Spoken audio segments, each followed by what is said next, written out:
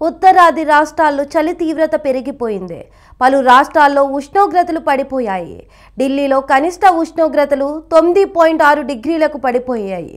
జనవరి 8 వరకు దేశ రాజధానిలో మంచు కురిసే అవకాశాలున్నట్లు వాతావరణ శాఖ అంచనా వేస్తుంది. ఈ మధ్య తేలికపాటి వర్షాలు కూడా పడొచ్చని తెలిపింది. దీంతో ఢిల్లీకి ఆరెంజ్ అలర్ట్ జారీ చేశారు.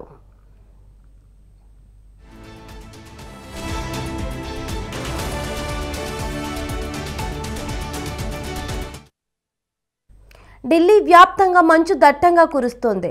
పొగ మంచు కారణంగా విమాన రైల్వే సేవలకు ఆటంకం కలిగింది. ఢిల్లీ ఎయిర్పోర్ట్లో విజిబిలిటీ 50 మీటర్లకు తగ్గిపోయింది. ఉదయం 7 గంటల ప్రాంతంలో అయితే విజిబిలిటీ 0కి పడిపోయింది.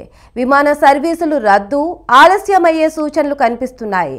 దీంతో ప్రయాణికులు ఓసారి షెడ్యూల్ చూసుకుని బయలుదేరాలని విమానయాన సంస్థలకు ప్రకటన విడుదల చేశాయి.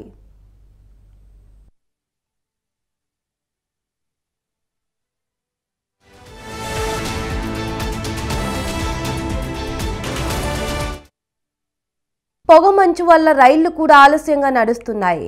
ఢిల్లీ నుంచి బయలుదేరే 20కి పైగా రాళ్లు విజిబిలిటీ కారణంగా ఆలస్యంగా నడుస్తున్నాయి. అయోధ్య ఎక్స్ప్రెస్ 4 గంటల ఆలస్యంగా నడుస్తుంది. గోరఖ్ధామ్ ఎక్స్ప్రెస్ కూడా షెడ్యూల్ కంటే 2 గంటల ఆలస్యంగా నడుస్తుంది.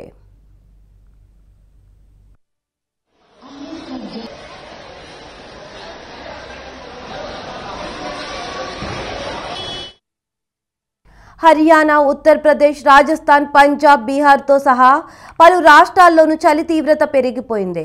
విపరీతంగా పొగమంచు కురుస్తోంది. చలిగాలు దృష్ట్యా నోయిడాలోని అన్ని స్కూళ్లలో 8వ తరగతి వరకు ఉన్న విద్యార్థులకు సెలవులు ప్రకటించారు.